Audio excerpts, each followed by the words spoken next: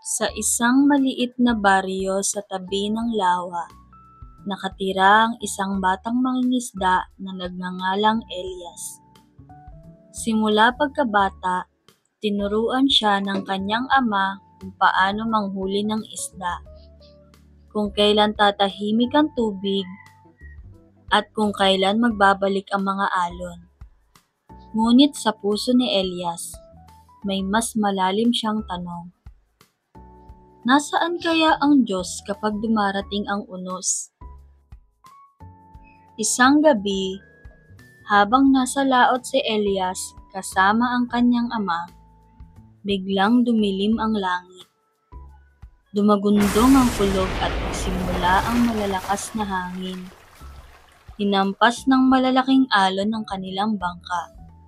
Nataranta si Elias at sumigaw, "Ama, malulunod tayo!" Ngunit ang kanyang ama, kahit nanginginig ay nanatiling kalmado. "Elias, anak," sabi nito, "kung naniniwala kang may Diyos, manahimik ka at manalangin." Ngunit sa takot ni Elias, hindi niya iyon nagawa. Sa halip, hinigpitan niya ang hawak sa lubid, umiyak, at sumigaw sa hangin. Ilang saglit lang, isang malaking alon ang dumating at tinangay ang kanyang ama.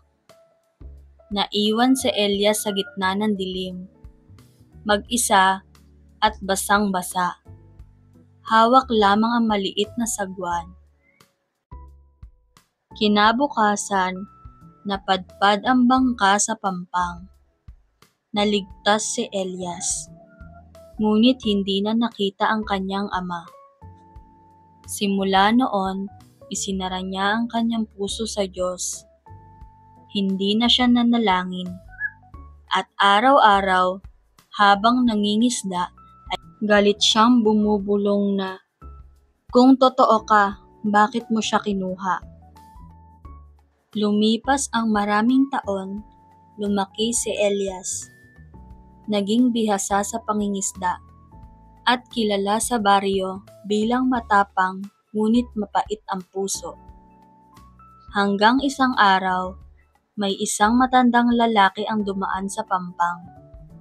Naglalakad ng walang dalang kahit anong gamit. Nilapitan siya ni Elias. "Matanda, wala ka bang takot?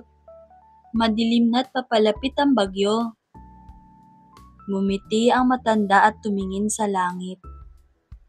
"Hindi ako natatakot, sapagkat ang Diyos ang aking sandigan." Napailing na lang si Elias. Walang Diyos na nakikinig. Kung meron, bakit niya hinahayaan ng unos? Ngumiti lang muli ang matanda. "Kung walang unos, paano mo malalaman ang halaga ng katahimikan?" Hindi nakasagot si Elias. Tinulungan niyang sumilong ang matanda sa kanyang kubo. Kinagabihan, habang bumubuhos ang ulan, nakita ni Elias na nakaluhod ang matanda. Tahimik na nananalangin. May kung anong kapayapaang bumalot sa mukha nito. Isang kapayapaang matagal nang nawala sa kanya. Kinabukasan, nawala ang matanda. Ngunit sa bangka ni Elias, may natagpuang isang maliit na piraso ng kahoy na may nakaukit na mga salita. "Huwag kang matakot. Ako ito. Huwag kang mangamba." Matthew 14 verse 27. Napahinto si Elias. Ang mga salitang iyon, parang narinig na niya noon. Biglang bumalik sa kanyang alaala ang gabing nalunod ang kanyang ama. Sa gitna ng bagyo, bago sila lamunin ng alon, narinig niya ang mahina ngunit malinaw na tinig. "Elias, huwag kang matakot." Doon siya napaluhod, tumingin sa langit at napaiyak. "Patawad, Panginoon, nandito ka pala sa gitna ng bawat alon. Mula noon, nagbago si Elias. Hindi na siya natatakot sa unos. Sa tuwing lalabas siya sa lawa at maririnig ang hangin, napapangiti siya.